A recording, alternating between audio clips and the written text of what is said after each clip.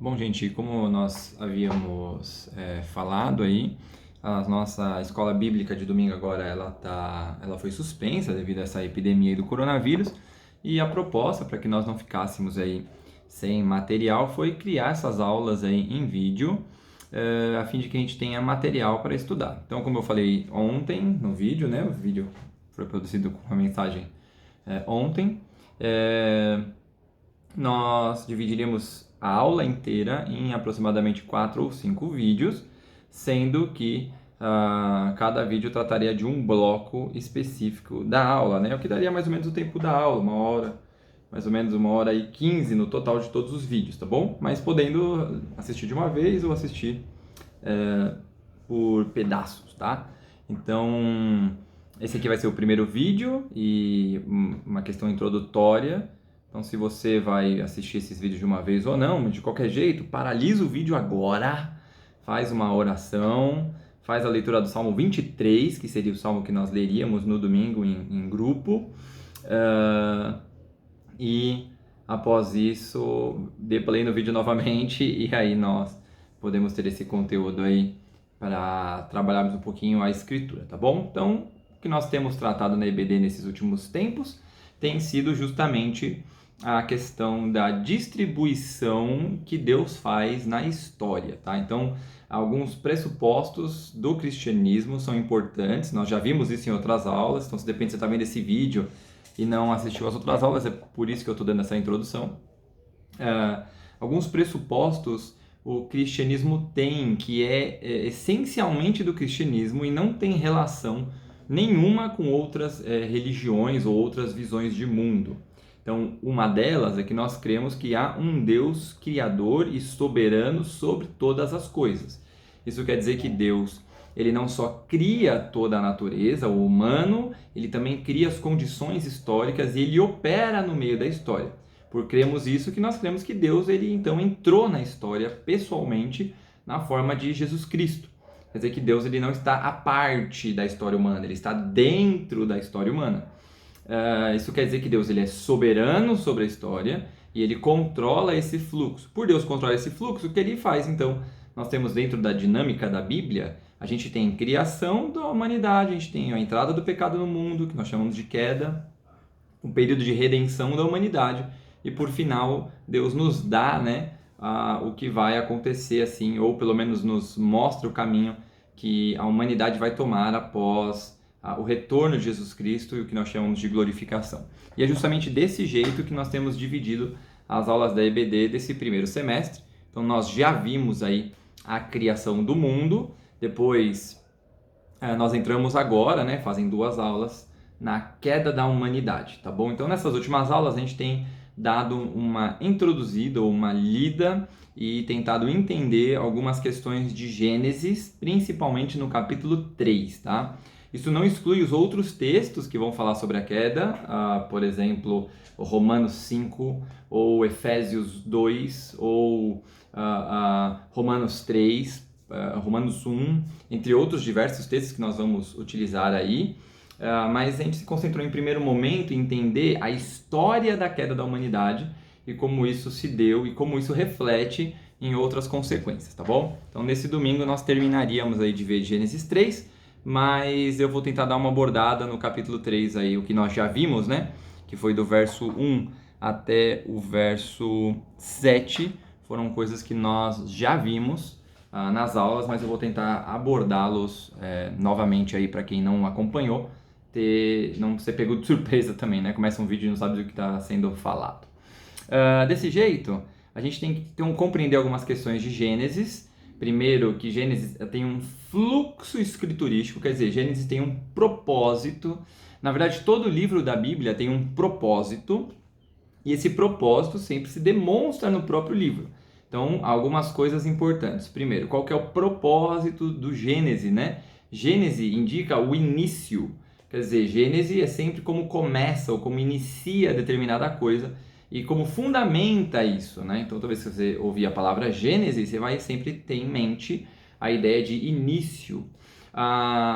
Então, Gênesis, ele inicia 3 coisas necessariamente para nós, tá bom? Então, no capítulo 1 e 2 de Gênesis, que nós já vimos, na EBD, nós descobrimos aí que é a introdução ou o início da humanidade. Então, o capítulo 1 de Gênesis é uma abordagem universal, quer dizer, ali o autor de Gênesis, ele faz uma abordagem de toda a criação, então ele não tem ali tempo, por exemplo, em Gênesis, apesar de dar a ideia de dias, o que o autor normalmente quer nos informar é que dentro de tempos foram feitas aquelas coisas. Então eu posso ser literal em ver como dias, eu posso ser a entender que o texto na verdade está falando de tempo, e isso pode ser milênios, séculos ou quanto tempo aí Deus determinou.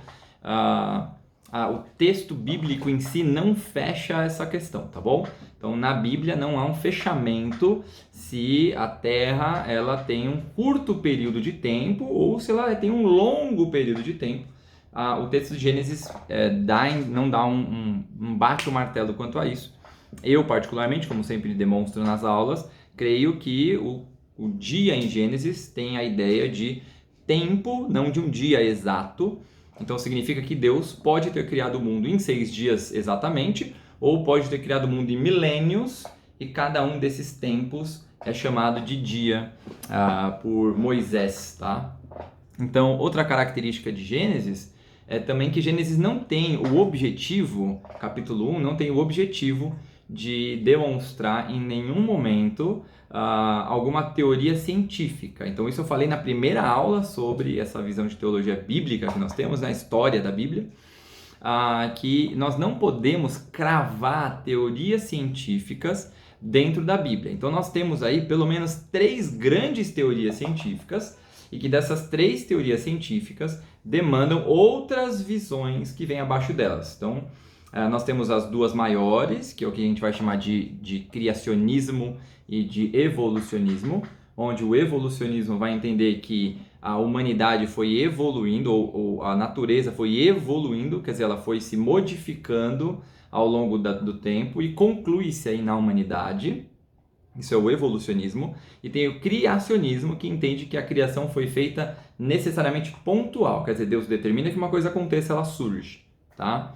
Dentro dessas 2 visões, o evolucionismo vai ter 2 grandes linhas, que seria a linha do evolucionismo naturalista. Então, o que é um evolucionismo naturalista? Bom, é o que a escola ensina normalmente, né? A escola ensina um evolucionismo naturalista, que as coisas se desenvolveram sozinhas, por si só, e que não há intervenção de Deus em nenhum momento dessa evolução. E existe a teoria da evolução guiada, né? Então, aqueles que normalmente são cristãos ou são agnósticos, creem que há de fato uma evolução e que essa evolução ela é guiada pela mão de Deus. Deus vai determinando como é que as coisas vão acontecendo, mas há uma evolução natural, podendo sim o homem ter sido gerado do macaco, tá? Então essa é a ideia, não que todos os evolucionistas concordem com isso, mas só para a gente poder ter uma ideia de como é que há essa evolução da natureza, tá bom?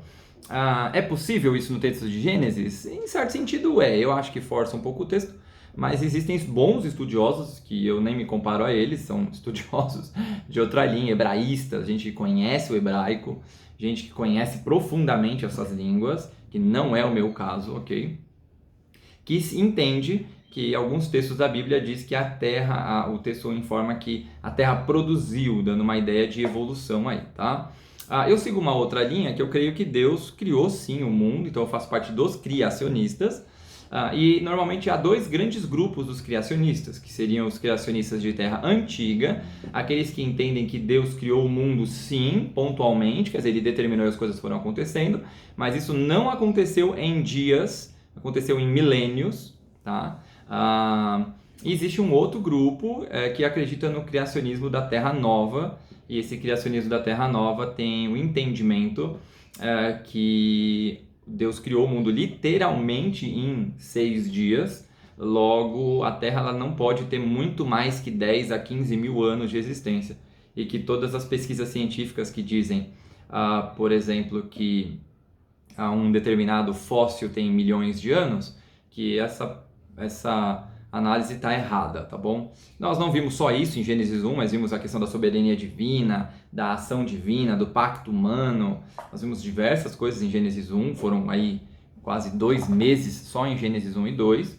No capítulo 2, ele é um pouco mais específico e Deus demonstra aí, ou Moisés, na verdade, demonstra pelo texto de Gênesis 2, uma especificidade dos últimos dias da criação, principalmente na relação com o homem, tá bom? Então ali você vai ver caracterizado a relação do homem com Deus como uma relação pactual, onde o homem ele se oferece a Deus e Deus se oferece ao homem de forma tal que é uma aliança perfeita, por isso que o homem gozava do relacionamento perfeito com Deus, sem intermédio. Então não havia um intermédio entre homem e Deus. Nós hoje temos intermédios, nós estamos vendo isso com a queda. Não havia intermédio algum entre homem e Deus, tá bom? Então isso é uma apresentação de Gênesis 1 e 2. No capítulo 3 de Gênesis, nós vemos então a história da queda da humanidade, onde o pecado entra na humanidade, não só o pecado, mas o mal entra na humanidade. Isso é importante porque no texto de Gênesis, capítulo 2, a importância não é necessariamente o pecado entrando no mundo, mas o mal entrando no mundo. Existe um grande problema aí do mal, que eu vou abordar no próximo vídeo, que é a relação de como é que um Deus bom permite que o mal exista. Tá? Nós vamos dar uma abordada bem rápida nisso no próximo vídeo. Tirando isso, nós temos depois essa queda, nós temos a história da queda. Então a história da queda ela vai ser de Gênesis capítulo 3 até Gênesis 11, tá bom? Que é a história da queda da humanidade, conclui-se lá em Noé, tá bom? Então nós temos aí um momento que o pecado é tão absurdo, do mal é tão absurdo na humanidade, que Deus só olha para um único homem, escolhe esse homem para a salvação, que é Noé, que depois Judas chama ele de Noé, o pregador ou o justo, tá?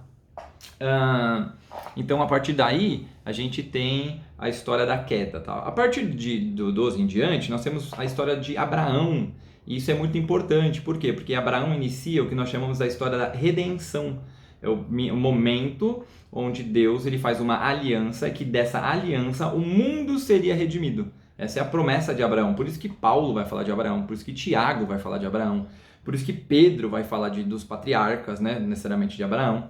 Então, a ideia dos apóstolos baterem tanto nessa tecla, o próprio Jesus nas suas pregações bater nessa tecla, é porque Abraão é o início da redenção. Então nós temos em Gênesis essa estrutura, o início da humanidade, a queda da humanidade, o início da queda da humanidade e também o início da redenção por parte de Deus, que conclui-se em Jesus Cristo e depois na glorificação final, tá bom? Então esse é o primeiro blocozinho aí, uma introdução ao que nós já vimos na EBD, para você não cair de gaiato aí e não ficar perdido, beleza? Nos próximos vídeos a gente vai então comentando um pouquinho mais sobre cada um desses tópicos, tá? Nós vemos no próximo vídeo.